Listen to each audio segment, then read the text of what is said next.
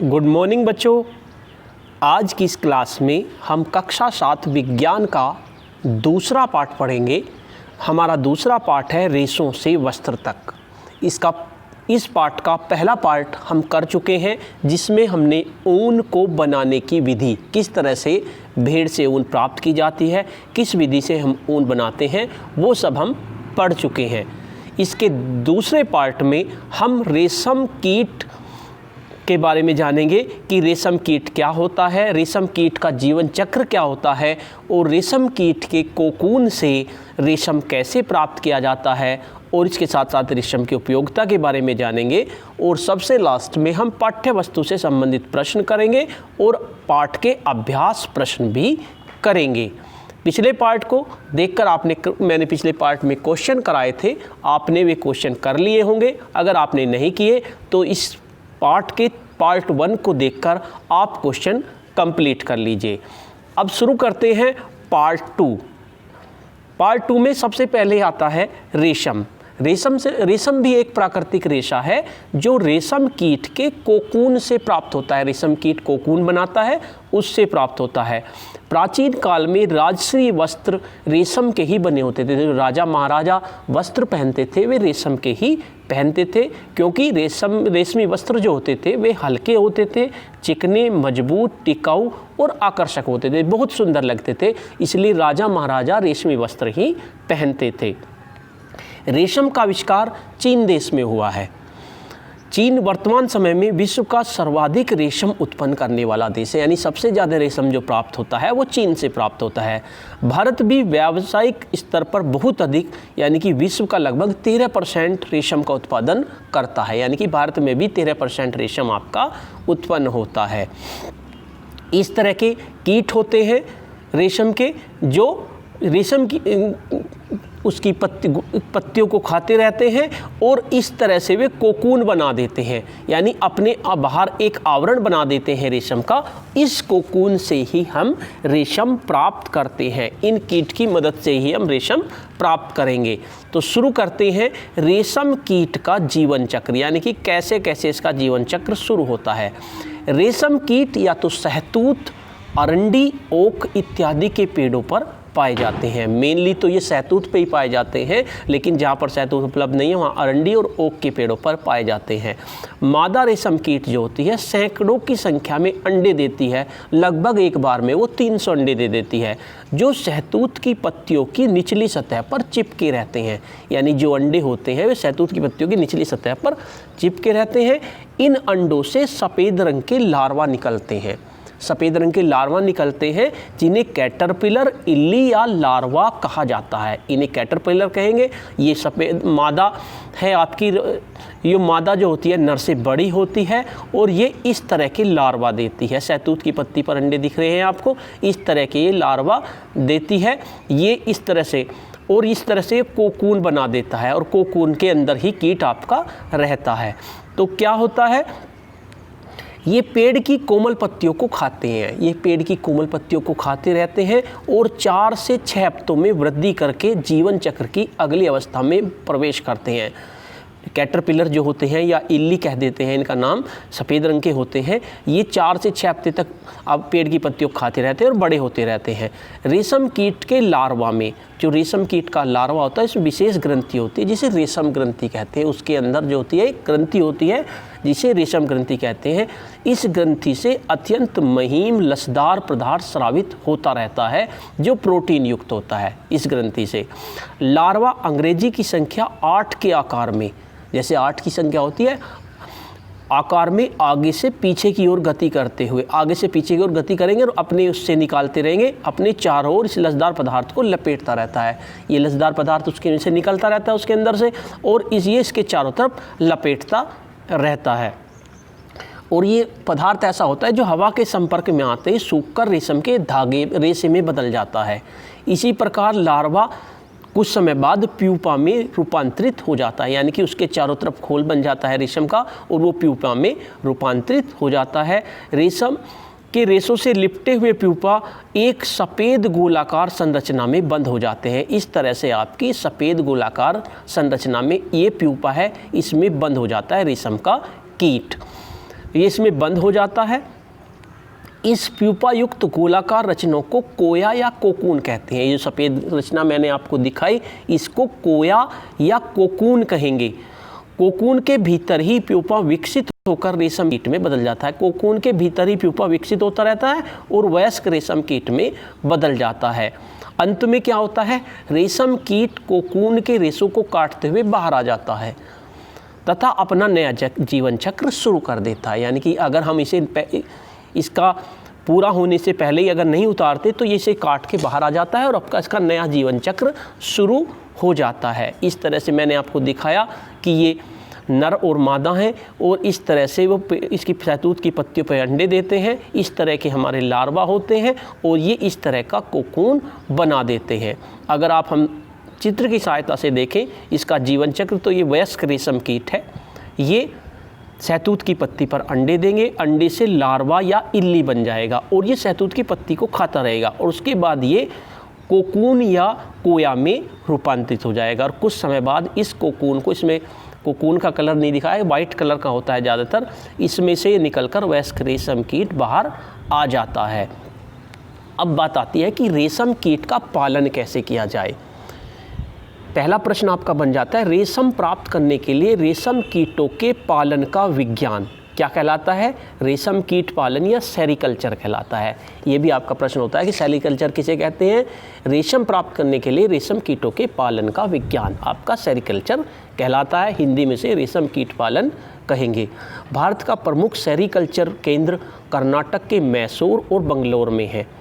कर्नाटक के अतिरिक्त आंध्र प्रदेश, तमिलनाडु, पश्चिम बंगाल, जम्मू कश्मीर और असम में भी रेशम का उत्पादन होता है। इसी तरह जो उत्तराखंड है उसमें नैनीताल और हल्द्वानी भी रेशम कीट पालन में अग्रणी हैं। असम और झारखंड में कई किसानों का प्रमुख व्यवसाय कीट पालन है। यानी असम और झारखंड में कुछ किसान तो रेशम कीट से ही अपना जीविका चलाते हैं। वे क्या काम करते हैं? वे पेड़ों पर रेशम कीटों को पालते हैं। नर कीट की तुलना में मादा कीट आकार में बड़ी होती है, मैंने दिखाया था, जो एक बार में सैकड़ों अंडे देती है। किसान क्या करते हैं? किसान द्वारा इन अंडों को सावधानीपूर्वक कागज अथवा कपड़े की पट्टियों पर इकट्ठा करके रेशम कीट पालकों को बेचा जाता है। यानी कि किसान क्या करते हैं? उनके अंडों को अपने रख लेते हैं और रेशम कीट जो पालन जो होते हैं उनको बेच देते हैं, उन्हें अच्छा दाम उसका मिल जाता है। और कीट पालक क्या करेंगे? कीट पालक इन अंडों को कीट पालक गृह में उचित ताप में नमी पर इस प्रकार रखा जाता है जिससे अंडों से अधिक लार्वा निकल जाएं, या वे इन्हें पत्तियों में रख देते हैं। लार्वा के आगे के विकास के लिए क्या काम करते हैं? वे बांस की ट्रे बना लेते हैं। बांस की ट्रे बनाकर उस पर शहतूत की पत्तियाँ, कोमल पत्तियाँ बिछा देते हैं और उसमें उन लार्वाओं को रख देते हैं। संख्या में लार्वा रख दिया जाता है। क्या होगा? लार्वा इन पत्तियों को दिन रात खाते रहते हैं और आकार में काफ़ी बड़े और मोटे होते रहते हैं। बीच बीच में ट्रे की सफाई करके नई पत्तियां रख दी जाती हैं, लेकिन लगभग 20 से 25 दिन में लार्वा पत्तियों को खाना बंद कर देते हैं। फिर वे पत्तियों को खाना बंद कर देंगे और कोकून बनाने के लिए बांस के छोटे छोटे कक्षों, जो बांस के हमने बनाई टोकरी, उसके छोटे छोटे कक्षों से बाहर आने लगते हैं। इसके लिए बांस की ट्रे में छोटी रैक या टहनियाँ रख दी जाती हैं। उसकी शहतूत की टहनी रख दी जाती हैं जिनसे कोकून जुड़ जाता है। उसमें टहनियों से कोकून आपका जुड़ जाता है। अब हमें क्या करना है? अब हमें कोकून से रेशम प्राप्त करना है। कैसे प्राप्त करेंगे? पूर्ण कोकून बन जाने पर उन्हें इकट्ठा किया जाता है। रेशम प्राप्त करने के लिए प्यूपा से वयस्क कीट बनने से पूर्व ही हम क्या काम करेंगे? अगर हमें रेशम प्राप्त करना है अच्छी क्वालिटी का, तो प्यूपा से जो बाहर निकलता है वयस्क कीट, उससे निकलने से पहले ही उन्हें कोकून को एकत्रित करके उबलते पानी में 95 डिग्री सेंटीग्रेड से 97 डिग्री सेंटीग्रेड तक लगभग 10 से 15 मिनट के लिए डाल दिया जाता है। तो उससे क्या होगा? उसके अंदर जो कीट होगा वो मर जाता है। इससे कोकून के चारों लिपटे रेशों के बीच का चिपचिपा पदार्थ जो कीट था वो घुल जाता है और रेशम के रेशे पृथक हो जाते हैं, वे आपके अलग होते हैं। इस प्रकार जो हम रेशम प्राप्त करेंगे वो लंबे होंगे और उच्च कोटि के होंगे, यानी बहुत अच्छे होंगे। ध्यान देने वाली बात यह है कि यदि प्यूपा से वयस्क कीट बन जाता है, अगर प्यूपा से वयस्क कीट बन गया तो वो कोकून के रेशों को काटते हुए बाहर निकल जाता है, जिससे जो रेशम बनेगा उसकी गुणवत्ता अच्छी नहीं होगी, क्योंकि वो रेशम की काट देगा। तो इसलिए उसे पहले ही हम उसे तोड़ लेते हैं।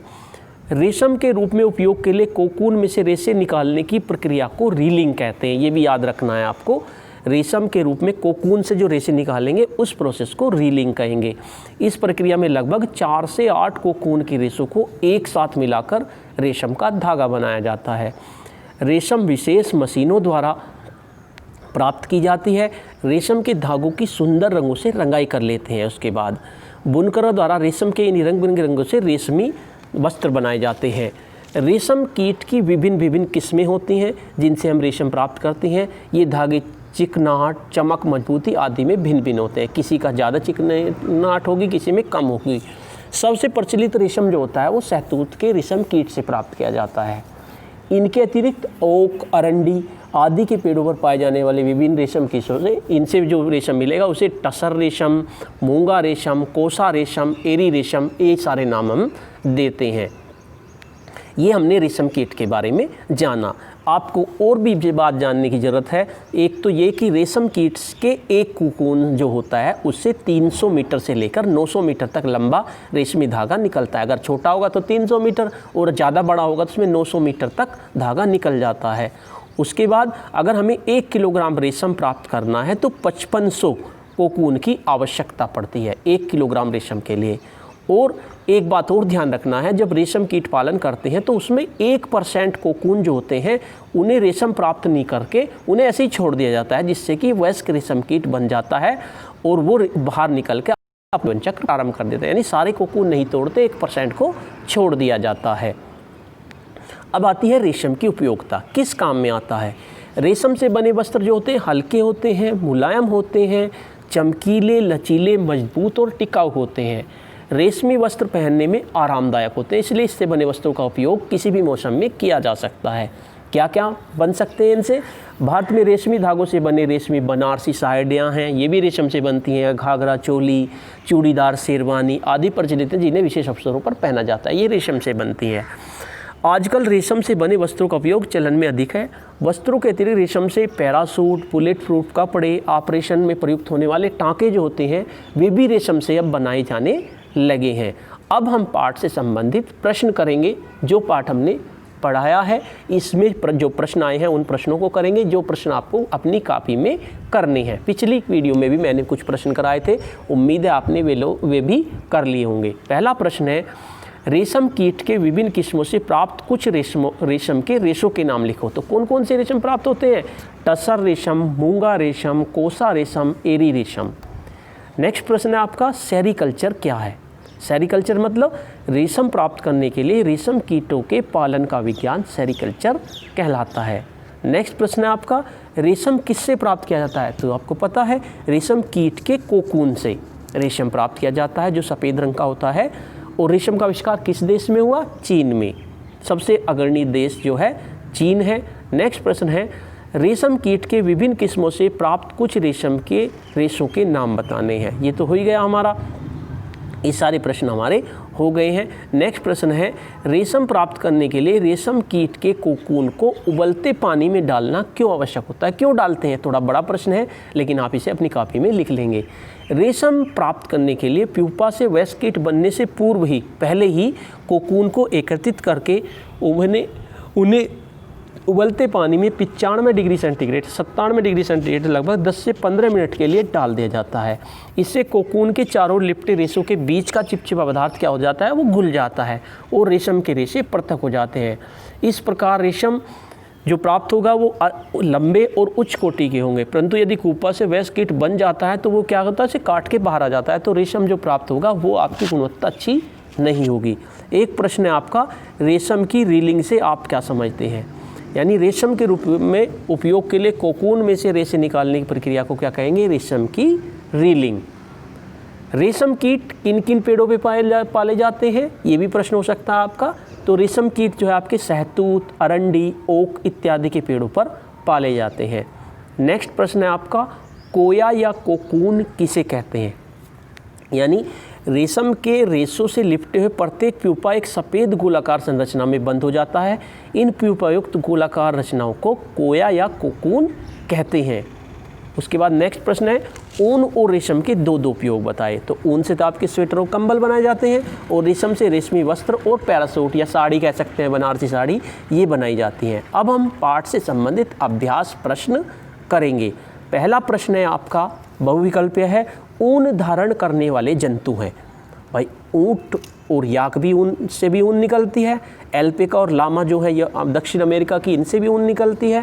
अंगोरा बकरी और कश्मीरी बकरी ये कश्मीर में, इनसे भी ऊन निकलती है। यानी इसका आंसर होगा हमारा उपरोक्त सभी। उपरोक्त सभी पर हम निशान लगा देंगे। दूसरा प्रश्न है, भेड़ और रेशम कीट होते हैं। भेड़ भी आपका पत्ती खाती है और रेशम कीट भी पत्ती खाती है, इसलिए ये क्या होंगे हमारे, ये हमारे शाकाहारी होंगे, इसलिए हम शाकाहारी पे निशान लगा देंगे। नेक्स्ट प्रश्न है हमारा, भेड़ के रेशों की चिकनाई, धूल और गर्त निकालने के लिए की जाने वाली प्रक्रिया को क्या कहेंगे, यानी उसे साफ सफाई जो करेंगे उसे क्या कहेंगे। तो ये हमारा प्रश्न होगा, इसका आंसर होगा अभिमार्जन। अभिमार्जन पे आप निशान लगा देंगे। नेक्स्ट प्रश्न होगा, रेशम है, ये तो सबको पता है, रेशम के कीटों से मिलता है, तो इसलिए जंतु रेशे हैं, जंतु रेशे पे निशान लगा देंगे। नेक्स्ट प्रश्न आता है आपका, रिक्त स्थानों की पूर्ति करो। पहला प्रश्न है, ऊन सामान्यतः पालतू भेड़ों के त्वचा किससे मिलती है, ऊन बालों से प्राप्त की जाती है। ऊन के रेशों के बीच वायु रुककर उष्मा की क्या हो जाती है, कुचालक, यानी कि उनके बीच में वो उसे ठंड नहीं लगने देती, कुचालक का कार्य करती है। रेशम प्राप्त करने के लिए रेशम कीट पालन क्या कहलाता है आपका, सेरिकल्चर। प्यूपा के चारों ओर रेशम ग्रंथि से स्रावित पदार्थ से लिपटी संरचना क्या कहलाती है आपकी, कोकून। और रेशम उद्योग के कारीगर क्या होते हैं, एंथ्रेक्स नामक जीवाणु से आपके संक्रमित हो जाते हैं। ये सब अब प्रश्न आप अपनी कॉपी में कर लेंगे। उसके बाद नेक्स्ट प्रश्न आता है आपका, सही गलत। कश्मीरी बकरी के बालों से पश्मीना ऊन की सालें बनाई जाती हैं, सही बात है, सही पे निशान लगा देंगे। ऊन प्राप्त करने के लिए भेड़ के बालों को जाड़े के मौसम में काटा जाता है, गलत है, क्योंकि हमें तो गर्मी में काटनी पड़ती है, जाड़ों में काटेंगे तो सर्दी लग जाएगी। अच्छी नस्ल की भेड़ों को जन्म देने के लिए मुलायम बालों वाली विशेष भेड़ों के चयन की प्रक्रिया वर्णात्मक प्रजनन कहलाती है, ये भी सही है। सिल्क का धागा प्राप्त करने के लिए प्यूपा से वयस्क कीट बनने से पूर्व ही कोकून को गलते पानी में डाला जाता है, ये अभी हमने पढ़ा, ये भी सही है। रेशम कीट के अंडे से प्यूपा निकलते हैं, ये आपका गलत है, क्योंकि अंडे से तो प्यूपा नहीं निकलते। तो इनमें सही गलत में आप निशान लगा लेंगे। नेक्स्ट प्रश्न आपका, स्तंभ क का स्तंभ ख से मिलान कीजिए। पहला है अभिमार्जन। अभिमार्जन क्या था, काटी गई ऊन की सफाई। कोकून, कोकून क्या है, कोकून से क्या होता है, रेशम के रेशे उत्पन्न करता है। याक, याक क्या है हमारा, ऊन देने वाला जंतु। सहतूत की पत्तियाँ क्या है, रेशम कीट का भोजन। और रीलिंग क्या है, रेशम के रेशों का संसाधन। इन सब पे आप इस तरह से निशान लगा देंगे। इस तरह से हमारा पाठ 2 कंप्लीट हुआ कक्षा 7 का। नेक्स्ट हम पार्ट 3 लेंगे। धन्यवाद।